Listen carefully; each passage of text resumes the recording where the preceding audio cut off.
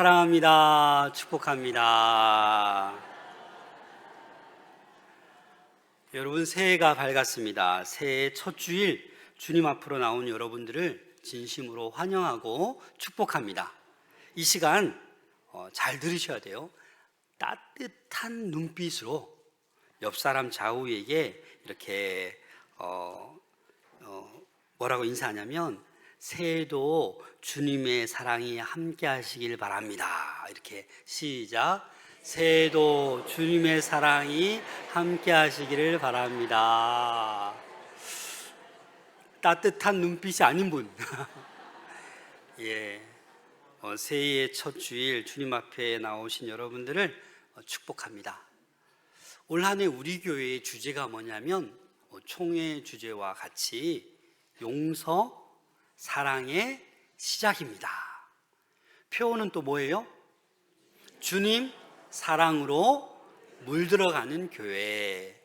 그래서 올 한 해는 여러분 가정이, 우리 교회가 정말 주님의 아름다운 물로 잘 물들어갈 수 있는 우리의 인생 될 수 있기를 소망합니다.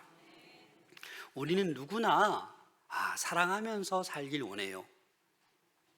교회에서도, 가정에서도, 일터에서도 정말 다 사랑할 수 있으면 얼마나 좋아요. 그럼 여러분, 인상 쓸 일이 없잖아요. 그렇잖아요. 늘 웃고 밝고. 우리 성도들 가운데 그런 분들이 좀 있어요. 늘 밝아요. 인상 쓰는 법이 없어요. 왜 그럴까요? 사랑이 넘치니까. 근데 여러분, 우리가 그렇게 사랑하고 싶고 그렇게 일하고 싶고 사랑이 넘치는 그런 삶을 원하지만, 우리에게 찌꺼기가 있어요. 찌꺼기가. 이 찌꺼기 때문에 이 사랑이 통하지 못하는 거예요. 사랑이 우리에 흘러 넘치지 못하는 거예요. 그냥 그 찌꺼기가 뭔가, 뭘 것 같아요? 그 찌꺼기가 뭘까? 우리에게 이 사랑이 막 흘러 넘쳐야 되는데, 이 흘러 넘치지 못하도록 이 사랑을 막는 게 뭐냐면 바로 죄예요. 죄의 문제. 그래서 이 찌꺼기를 치울 수 있는 유일한 길은 뭐예요? 용서라는 거예요. 이 죄의 문제를 우리는 용서함을 받아야 된다라는 거예요. 오늘날 우리가 살고 있는 이 사회는요, 눈부신 성장과 또 번영 속에 우리는 살아가고 있어요. 그런데 그 이면에는 무엇이 있어요? 갈등과 반목으로 수많은 사람들이 고통 가운데 신음하고 있다는 거예요. 최근 뉴스를 보면 요즘 사회를 설명하는 키워드가 뭐예요? 분노, 단절, 이거예요. 이거. 많은 사람들이 번영하고 잘 살고 있지만 분노는 계속해서 높아져 가고 많은 사람들과 안타깝게 단절되어 가고 있다는 거예요. 세대 간의, 계층 간의 갈등은 더 심해지고 있는 거예요. 어느 때보다도 날카로워지는 거예요. 그래서 사회학자들은 오늘날 초갈등 사회라고 합니다. 그래서 뭐라고 또 부르냐면 캔슬 컬처. 캔슬 컬처. 다시 말해서 문화 취소, 문화 삭제예요. 취소 문화를 살아가고 있다는 거예요. SNS상에 자신과 생각이 다른 사람이 있으면 계정을 어떻게 합니까? 팔로우를 취소해버려요. 쉽게 말해서 누군가 실수하면 용서하고 기다려주기보다는 즉시 관계를 끊어버려요. 사회적으로 매장시켜버리는 풍토가 지금 우리가 살고 있는 이 사회라는 거예요. 오늘 본문에 이 이사야서 55장은 이 이사야서 전체 가운데 너무나도 은혜로운 그런 초청의 장이에요. 지금 이스라엘 백성들이 바벨론 포로 생활을 지금 50년 이상, 60년 가까이 포로 생활을 하고 있는 거예요. 그럼 생각해 보세요. 이렇게 긴 시간 포로 생활하고 있으면 어떨 것 같아요? 지치지요. 절망적이지요. 우리가 다시 이 다윗의 왕조, 이 나라를 일으킬 수 있을까? 정말 자신들을 하나님께서 이제 더 이상 구원해 주지 않으시려나? 절망과 두려움 속 가운데, 패배감 속에 그렇게 살아가고 있는 거예요.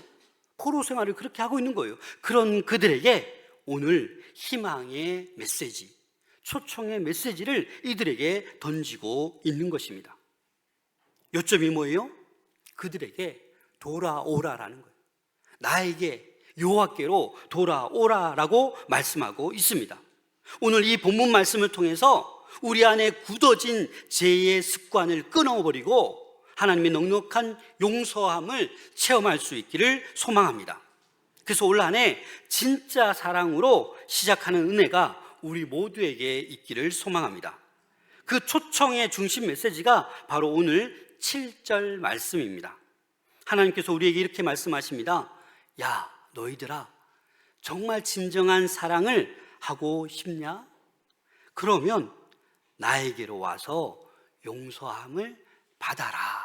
이렇게 말씀하고 있는 거예요. 우리 7절 말씀 다 같이 읽겠습니다. 시작.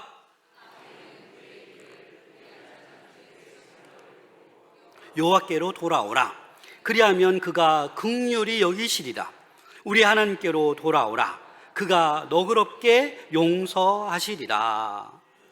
이사야 선지자는 그 악인의 그의 길을, 불의한 자는 그의 생각을 버리고 여호와께로 돌아오라라고 단호하게 선포하고 있는 거예요.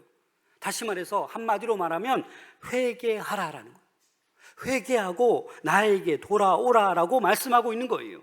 그래서 오늘 본문 말씀을 통해서 진정한 용서가 무엇인지 3가지 단계로 함께 나누고자 합니다. 그래서 이 3가지를 잘 기억하셔서 진정한 용서함이 우리 가운데 차고 넘쳐서 하나님의 사랑이 흘러 넘쳐서 올 한 해도 정말 행복하게 충만한 사랑으로 살아갈 수 있는 우리 모두가 될 수 있기를 소망합니다. 첫 번째, 길과 생각을 버리라고 말씀하고 있습니다. 우리 7절 상반절 함께 읽겠습니다. 시작. 악인은 그의 길을, 불의한 자는 그의 생각을 버리고. 여러분, 악인이 어떤 사람이겠습니까? 원문을 보니까 도덕적으로 범죄한 사람들 뿐만 아니라 하나님 없이 살아가는 사람, 하나님을 전혀 모르는 사람, 악인으로 보는 거예요. 그리고 불의한 사람, 헛된 것을 추구하는 사람, 진리를 추구하는 것이 아니라, 하나님 뜻을 추구하는 것이 아니라 헛된 것, 거짓을 추구하는 사람, 불의한 자예요. 그리고 길이란 것은 뭐예요? 외적인 행동, 생활 양식, 삶의 습관, 삶의 방향을 얘기하는 거예요. 그리고 생각은 무엇이겠습니까? 내면의 어떤 계획, 내 안에 있는 어떤 가치관, 이런 것들을 어떻게 하라고요? 버리라고 말씀하고 있습니다. 그래서 진정한 회개는요, 내가 이 나쁜 행동 안 하면 되지, 뉘우치는 거, 반성하는 거, 그거 진정한 회개가 아니다라는 거예요. 행동 하나 멈추는 것이 아니라 그 행동을 유발하는 내 생각, 내 계획, 내 가치관, 그 모든 것을 바꿔야 된다는 거예요. 바꾸지 못하니까 은혜 받고 찬양하고 눈물 흘리다가 고개만 돌리면 또 미워하고 또 손가락질하고 또 시기 질투하는 거예요. 나의 근본적인 가치관, 나의 생각을 바꾸지 못하는 거예요. 그래서 저와 여러분들은 하나님과 방향이 달랐던 내 내면의 생각, 가치관, 그 모든 것을 내려놓을 수 있어야만 합니다. 그게 1단계예요. 나의 길, 나의 행동, 습관, 또 나의 그 생각, 그 모든 것을 내려놓으라고 지금 말씀하고 있는 것입니다. 지난 한 해 동안 여러분들 하나님으로부터 멀게 느껴졌던 그런 일들이 많았을 것입니다. 아마도 하나님보다도 예배보다도 돈을 벌어야 되니까 물질이 더 우선시되고, 빨리 내가 성공해야 되니까, 빨리 내가 쾌락을 누려야 되니까 이 하나님보다 더 다른 것들을 더 생각했던 거, 그게 다 뭐냐면 불의한 생각이라고 얘기하는 거예요. 그러한 생각을 오늘 이 시간 십자가 앞에 다 과감히 내려놓을 수 있기를 소망합니다. 그런 것들을 다 제거해야 돼요. 그렇지 않으면 이 하나님의 사랑이 우리에게 흘러 넘치지 못해요. 넘칠 수가 없는 거예요. 용서가 시작되기 위해서는 나의 그 잘못된 그 고집, 옳다라는 생각을 내려놓으셔야 됩니다. 우리는 너무나도 내 생각, 내 고집, 내 판단, 내 자존심 절대 내려놓으려고 하지 않아요. 그것들을 버리는 것이 용서의 첫 걸음인 줄로 믿습니다. 아프리카나 아시아의 일부 원주민들이 원숭이를 잡는 전통적인 방법이 있습니다. 어떤 방법이냐면 이 주롱박이나 항아리에 이 원숭이가 손을 넣을 만큼의 구멍을 작게 만든대요. 그리고 그 안에다가 견과류나 쌀을 탁 넣어두면 원숭이가 어떻게 해요? 그 손을 쓱 넣어요. 이게 웬 떡이야? 쌀을, 견과류를 한 움큼 꽉 움켜집니다. 그런데 갑자기 사냥꾼이 와요. 그럼 여러분 어떻게 해야 돼요? 도망가야 되잖아요. 근데 이 항아리에서 이 손이 안 빠져요. 그래서 결국 사냥꾼에게 잡히나라는 거예요. 이 전통적인 방법으로 원숭이를 그렇게 잡았다고 합니다. 여러분 원숭이가 왜 손을 못 빼요? 손에 움크게 잡았잖아요.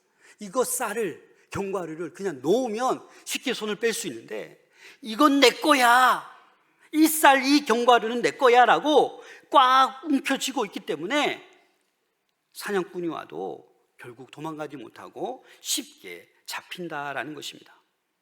우리는 이렇게 생각합니다. 나는 피해자야. 내가 사과를 받아야 돼. 내가 잘못한 거 없어. 네가 잘못했지. 이렇게 옳음을 주장하면서 평생 이 꽉 쥐고 있는 것을 놓지 않아요. 그래서 하나님 앞에 가면 어떻게 우리가 말할 수 있겠습니까? 용서는요, 상대방이 변해서 시작되는 게 아니에요. 용서는 내 생각, 내 가치관을 내려놓을 때, 내 고집을 내려놓을 때, 그때 시작되는 것입니다. 그래서 하나님께서 오늘 이렇게 말씀하시는 겁니다. 불의한 너의 생각 버리고 나에게로, 여호와께로 돌아오라 라고 명령하고 있습니다. 그래서 첫 번째는 그 악인의 길과 불의한 생각을 버리는 것이고, 두 번째가 뭐예요? 여호와께로 돌아오는 거예요. 여러분 7절 말씀 다시 한번 읽겠습니다. 시작. 악인은 그의 길을 여호와께로 돌아오라. 그리하면 그가 긍휼히 여기시리라. 우리 하나님께로 돌아오라. 그가 너그럽게 용서하시리라. 아멘. 7절에서 아주 중요한 단어가 반복되고 있습니다. 그게 뭐예요? 돌아오라라는 거예요. 돌아오라. 이 돌아오라, 이 핵심적인 이 동사는요, 다시 말해서 이 히브리어로 원어를 보니까 슈브라는 단어를 써요. 돌아오라, 슈브. 이 단어가 어떤 의미가 있냐면 이 선지자들이 늘 외쳤던 핵심적인 단어예요. 돌아와라. 이스라엘 백성들이여 돌아와라. 다시 말해서 회개하라라는 거죠. 너희들이 하나님의 선민인데 우상 숭배하고 하나님을 다 떠났지 않느냐. 그래서 심판을 당해서 바벨론 포로로 잡혀간 거 아니에요? 그래서 선지자들은 늘 외치는 거예요. 돌아오라, 돌아오라. 누구에게 돌아오라고요? 여호와께로 돌아오라 라고 얘기하는 거예요. 감정적인 게 아니라 인격적인 방향의 전환을 얘기하는 거예요. 여러분, 내비게이션을 통해서 우리는 모르는 길도 잘 갑니다. 그렇죠? 그런데 내비게이션이 있어도 길을 잘못 들 때가 있어요. 우리 교회에 오다 보면 팔룡 터널이 있습니다. 근데 저희 아는 분들이 몇 분이나 우리 교회로 와야 되는데 팔룡 터널로 들어가 버려요. 그래서 그러면 들어가면 어떻게 됩니까? 내비게이션이 경로를 이탈했습니다. 가서 다시 해서 다시 요금 또 내고 다시 와야 되잖아요. 예, 그게 돌아서는 거예요. 방향을 완전히 180도 틀어서 다시 그 목적지를 향해서, 하나님을 향해서 가는 거예요. 그게 리턴, 하나님께로 돌아오는 거예요. 그냥 감정적으로 내가 뭐 이렇게 내가 잘못했구나라는 것이 아니라 완전히 돌아서는 거예요.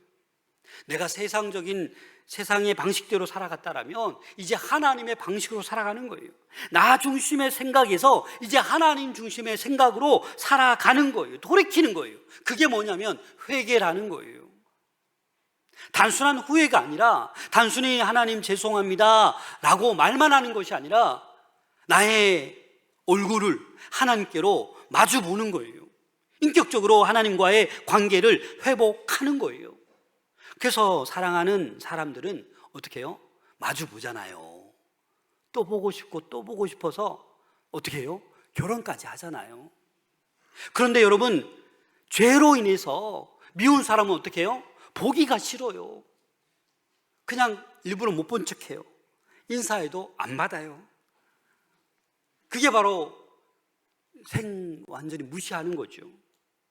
그런 걸 우리가 아무렇지도 않게 행하고 있다니까요, 여러분. 그게 문제죠. 그래서 이 죄는 하나님을 등지는 것이지만 이 회개와 용서는 다시 한번 하나님과 눈을 맞추는 거예요. 그래서 죄가 없으면 눈을 잘 마주치지만 죄가 있으면 여러분 어떻게 해요? 눈을 잘 못 마주쳐요. 여러분 그렇잖아요. 죄 지은 사람이 함부로 눈을 똑바로 쳐다봅니까? 못 쳐다봐요. 여러분들 예배 드리는데 마음이 평안하십니까? 잘하는 거예요. 근데 예배당에 가서 나 찔리는데 뭔가 예배 가기 싫고 놀러 빨리 가자. 봉사 무슨 봉사야, 내가 시간도 없는데, 이런 마음 들면 벌써 그 안에 죄가 있는 거예요. 뭔가 불편한 거예요. 이 렘브란트 빛의 아가, 이 탕자의 귀향, 이 유명한 17세기 렘브란트의 이 탕자의 귀향, 제가 이 그림을 예전에 한번 보여드린 적이 있는데 한번 잠깐 볼까요? 이 그림 잘 아시죠? 이 렘브란트의 그림의 특징은 늘 빛이 들어가 있어요. 누구에게 빛이 가장 밝게 비춰지고 있어요?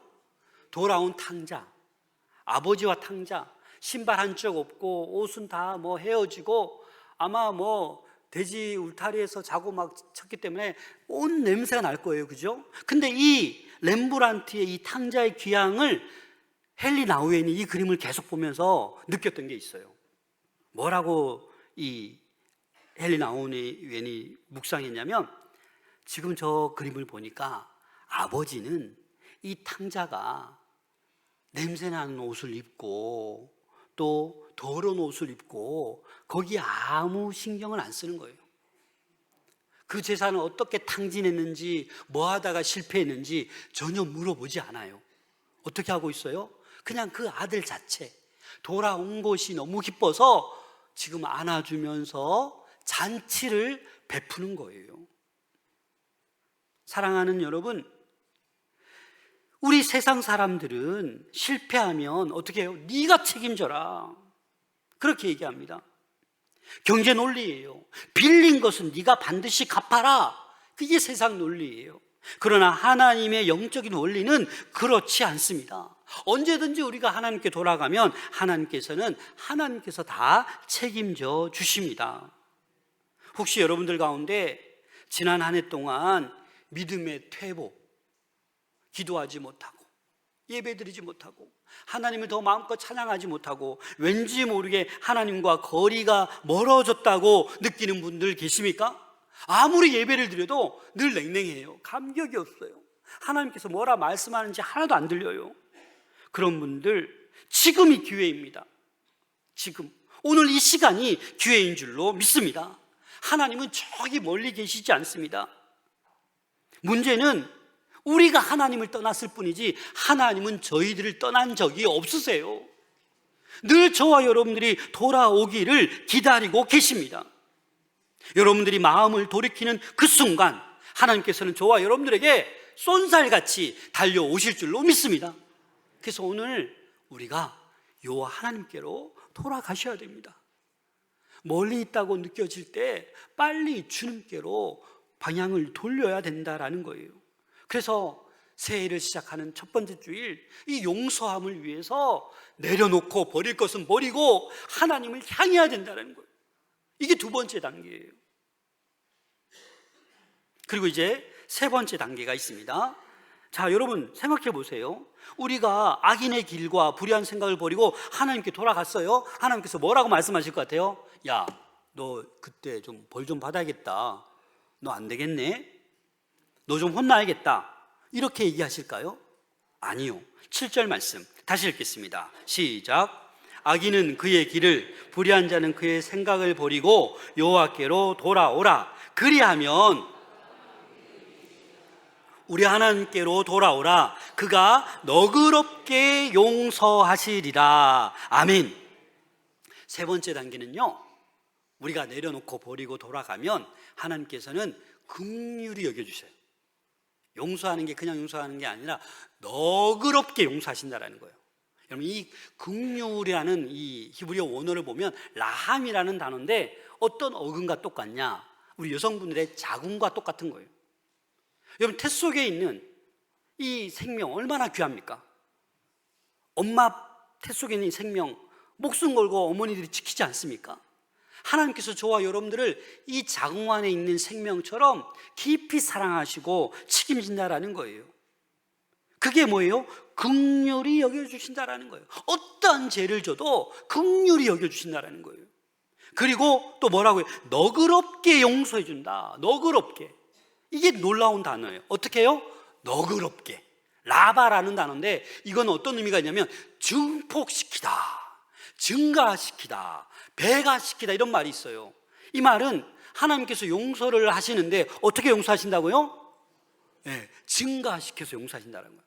여러분들이 100의 잘못을 했어요. 그럼 하나님 앞에 나오면 그 100을 만으로 용서해 준다는 거예요. 그래서 어떤 큰 죄를 져도 하나님의 용서는 그 죄보다 어때요? 크다라는 거예요. 너그럽게 무슨 죄든지 하나님께서는 용서해 주신다라는 거예요. 그러니까 하나님께서는 제한이 없어요. 모든 것이 풍성해요. 우리는 이렇게 생각할 때가 많아요. 내가 또 죄를 졌네. 내가 어제 기도해놓고 또 똑같은 죄를 졌네. 내가 염치가 있지. 하나님께 기도 못하겠다. 이렇게 좀 진실하신 분 계시나요? 여러분, 아니요. 또 죄를 짓고 또 죄를 짓고 또 같은 죄를 반복해서 지어도 여러분, 하나님 앞에 나가서 구할 때 하나님께서 무슨 죄든지 간에 더 너그럽게 용서해 주실 줄로 믿습니다. 나는 계산하지 않고 우리 하나님께서는 무한히 용서할 준비가 되어 있으신 분이에요. 우리 8절 말씀 함께 읽겠습니다. 시작. 이는 내 생각이 너희의 생각과 다르며 내 길은 너희의 길과 다름이라. 여호와의 말씀이니라. 그래서 여러분, 나는 100의 죄를 지었는데 하나님께서 만으로 용서해 주셨어요. 그럼 그 용서를 경험한 사람만이 어떻게 해요? 사랑할 수 있는 거예요. 용서의 크기를 체험한 사람만이 타인을 사랑할 수 있는 넉넉한 마음이 있는 거예요. 그래서 팀 켈러 목사님이 이런 말을 하셨습니다. 우리가 하나님께로 돌아가야 하는 이유는 하나님이 우리를 고소하는 재판관이 아니라 우리를 기다리는 아버지이시기 때문이다. 저와 여러분들이 믿는 하나님은 저와 여러분들의 아버지이십니다. 그래서 임마누엘 찬양 내가 찬양한 것처럼 올 한 해도 여러분들에게 필요한 모든 것을 공급해 주시고 잘못된 길로 고집해서 나갈 때 우리를 가르쳐 주시고 우리의 영과 육을 고쳐주시는 분이 우리 아버지 하나님이신 줄로 믿습니다. 그래서 이 팀 켈러 목사님이 이 용서라는 책을 썼는데 그 용서를 이 팀 켈러 목사님은 경제학으로 설명합니다. 쉽게 말하면 이거예요. 누군가 친구 집에 놀러 갔는데 너무나도 비싼 항아리를 깨버렸어요. 그럼 두 가지 방법이 있어요. 깨트린 그 사람이 이 항아리를 어떻게 해야 돼요? 보상해야 돼요. 물어줘야 돼요. 그럼 어떻게 되겠습니까? 아니, 괜히 놀러 왔다가 이 엄청난 값어치, 나 이게 거지 되게 생겼네, 이거 물려주면. 그런 한 가지 경우가 있고, 또 하나는 뭐예요? 주인 그 친구가 아니 괜찮아, 내가 그냥 괜찮아, 너 이거 배상 안 해도 돼, 이렇게 얘기하는 거예요. 자기가 그냥 손해보는 거예요. 좋은 거, 귀한 거 깨트려버려 깨졌지만 그래도 자기가 손해보는 거예요. 상대방에게 부담 주지 않는 거예요. 여러분, 용서는 바로 이런 거예요. 아무 일 없었던 것으로 치는 게 아니라 누군가는 반드시 그 깨진 비용을 감당해야 되는 거예요. 그래서 용서란 상대가 치러야 할 빚을 내가 대신 지는 거예요. 고통을 당하든지 내 살을 깎아서 내가 감당하는 거예요. 그래서 바로 하나님께서 저와 여러분들 죄를 그래 없었던 걸로 해줄게, 이게 아니라고요. 공의의 하나님은 그렇게 할 수가 없다고요. 저와 여러분들의 죄를, 대가를 치러야 된다는 거예요. 그 대가가 뭐예요? 하나밖에 없는 아들 예수 그리스도를 십자가에 내어주셨다는 거예요. 그래서 저와 여러분들이 보통 사람이 아니에요. 예수님의 핏값으로 구원받은 우리 생명인 줄로 믿습니다. 그래서 이걸 잊어버리면 안 돼요. 내가 그냥 이 자리에 서서 하나님을 찬양하고 천국 백성 되고 내가 내일 죽어도 천국 가는 게 아니라 이 하나님의 놀라운 이 용서함, 이것을 우리는 잊어버리면 안 된다라는 겁니다.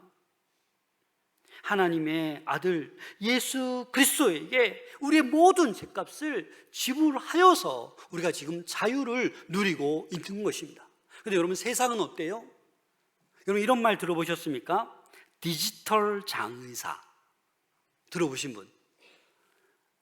디지털 장의사 서비스 들어보셨군요. 역시 유튜브 하는 분은 다르네요. 이게 뭐냐면 요즘은요, 나도 모르게 예전에 유해 게시물, 비방, 명예훼손 이런 온라인상에 뭔가 남겼어요. 근데 이걸 삭제를 해야 되는데 이 서비스를 해주는 게 디지털 장의사예요. 몇백만 원, 몇천만 원 들어도 내 그걸 빨리 이걸 지워야 되는데, 삭제해야 되는데, 한번 잘못 올린 사진, 철없이 남긴 댓글, 이런 과거의 실수가 디지털에 막 남아있는 거예요. 그래서 내가 높은 사람일수록 그 과거를 다 지워버리고 싶은 거예요. 디지털 장례사 서비스를, 장의사를 통해서. 여러분, 세상은요 쉽게 용서하지 않습니다. 오늘날 우리가 사는 세상은요 사랑이 다 식어버렸어요. 여러분 경험하고 있지 않습니까?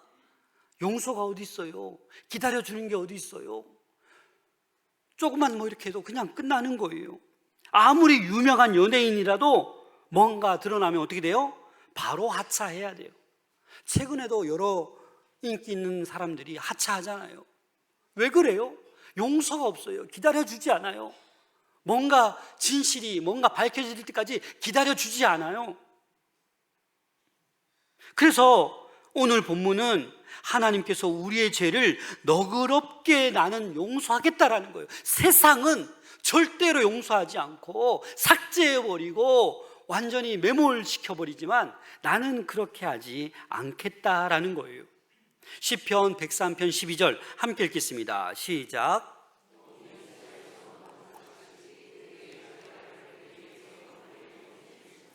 우리의 죄과를 어떻게 해요? 멀리 옮기신다라는 거예요.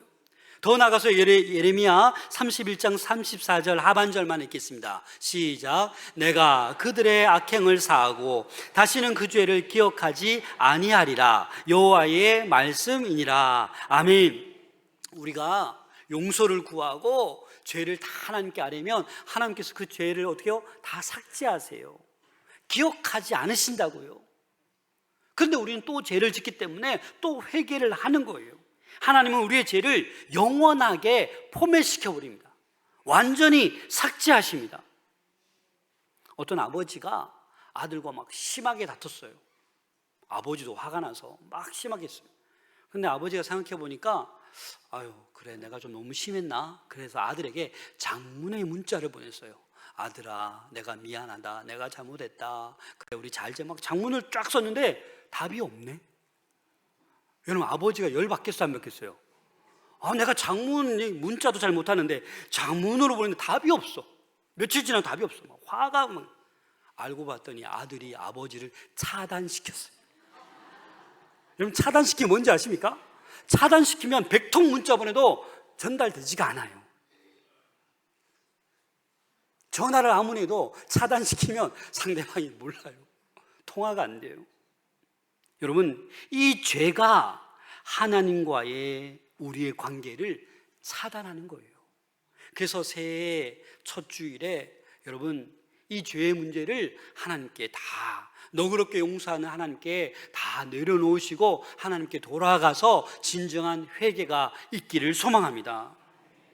그래야 우리가 이 풍성한 하나님의 사랑을 누리면서 이 사랑을 이웃에게, 동료에게, 가족에게 전하며 아름답게 사랑으로 물들어가는 우리 교회, 여러분들의 가정, 여러분들의 일터가 될 줄로 믿습니다. 이 문제를 해결하지 못하니까 크리스찬으로서 영향력이 없는 거예요. 어느 작은 공동체 가서도 내가 잘 서 있으면 그 공동체는 사랑스러워지고 웃음이 넘치고 기쁨이 회복될 줄로 믿습니다. 그 역할을 감당하는 우리가 되어야 될 줄로 믿습니다. 사랑하는 여러분, 내가 1만 달란트 탕감받은 자였어요. 이걸 아는 사람은 나에게 100데나리온 빚진 자를 당연히 용서할 수 있어야 돼요. 그런데 우리는 용서하지 못합니다. 왜냐하면 그 은혜를, 탕감받은 그 기억을 잊어버렸기 때문입니다. 그래서 내일부터 우리 온 가족과 함께하는 신년 특별 새벽기도회가 시작됩니다. 여러분, 이 자리로 나올 수 있기를 소망합니다. 그래서 내일 첫 번째 말씀이 10,000달란트, 이 본문을 제가 설교하려고 합니다. 이 당시 이사야 선지자가 이스라엘 백성에게 이렇게 외칩니다. 1절 말씀 함께 읽겠습니다. 시작. 오라 너희 모든 목마른 자들아 물로 나오라. 6절 말씀 함께 읽겠습니다. 시작. 너희는 여호와를 만날 만한 때에 찾으라. 가까이 계실 때에 그를 부르라. 신년 특별 새벽기도회 또 하는 거 아닙니다. 연초마다 이때 한 번 합니다. 여러분, 만날 만할 때에 주님을 찾을 수 있기를 소망합니다. 하나님을 부를 수 있기를 소망합니다. 그래서 우리가 이제 혹시 마음에 해결되지 않은 그 죄의 문제, 혹시 여러분들 안에 누군가를 향한 미움의 앙금이 남아있는 분들 틀림없이 있을 겁니다. 있어요, 여러분. 그렇잖아요? 그런 사람 이름을 이제 떠올리세요. 그리고 내후년이 아니라 올해 안에 용서, 사랑의 시작입니다. 주님 사랑으로 물들어가는 교회, 여기에 여러분들 올라타셔서 편승하셔서 이 죄의 문제 다 해결할 수 있기를 소망합니다. 그 누구도 용서하지 못할 사람이 없다라는 거예요. 저도 삶을 뒤돌아보니까 용서하지 못할 사람이 딱 2명이 떠올랐어요. 한번 새벽 때 얘기한 군생활에 누구누구 병장, 새카만 얼굴로 저를 그렇게 핍박했어요. 교회 간다고 핍박하고 맨날 훈련시키고 막 고달팠어요. 저거 정말 막 이런 수요. 그래서 제가 다 용서했어요. 한번 만나고 싶은데 못 만나네요. 네. 또 한 사람 또 있어요. 배신감. 어떻게 이렇게 나를 배신할 수 있지? 그러나 10여 년이 흐르고 하나님께서 그냥 용서의 마음을 다 주셨어요. 여러분, 용서를 해야 내가 행복합니다. 내가 축복의 통로로 하나님의 사랑이 나를 통해서 흘러 넘칠 줄로 믿습니다. 그래서 여러분, 우리 성도들 가운데도 어떤 분은요 부모를 용서 못해요. 어떤 분은요 자녀를 용서 못해요. 어떤 분은요 형제끼리도 용서 못해요. 혹시 그런 분들 계십니까? 이번에 용서하십시오. 왜? 하나님이 나를 용서해 주시는데 그것만 기억하면 내가 누구를 용서 못하겠습니까? 하나님의 계산 방법은 세상 방법과 다릅니다. 세상은 받은 만큼 갚아주라고 하지만 하나님께서는 돌아오기만 하면 다 갚아주겠다, 돌아오기만 하면 다 해결해 주겠다라고 말씀하고 계십니다. 오늘 이 시간 우리 모두 십자가 앞으로 나가서 나의 고집, 나의 생각 다 버리고 주님께로만 돌아갈 수 있기를 소망합니다. 너그럽게 우리를 배로 용서해 주실 줄로 믿습니다. 자신이 용서받았음을 진정으로 아는 사람만이 남을 용서할 수 있습니다. 나에게 상처를 준 사람이라고 할지라도 우리는 그를 용서해야 됩니다. 나의 인격, 나의 의지로 불가능합니다. 오로지 십자가에서 쏟아진 그 증폭의 용서, 너그러운 용서가 내 안에 흘러넘칠 때 우리는 비로소 작은 예수가 되어 나에게 상처를 준 나의 원수까지도 품을 수 있는 놀라운 역사가 있을 줄로 믿습니다. 용서가 시작되면 사랑이 흐르고 사랑이 흐르면 회복이 시작됩니다. 이 은혜가 여러분들의 가정과 일터 위에 가득하기를 소망합니다. 오늘 이 한 단어, 한 문장 꼭 기억하십시오. 용서가 사랑의 시작입니다. 기도하겠습니다.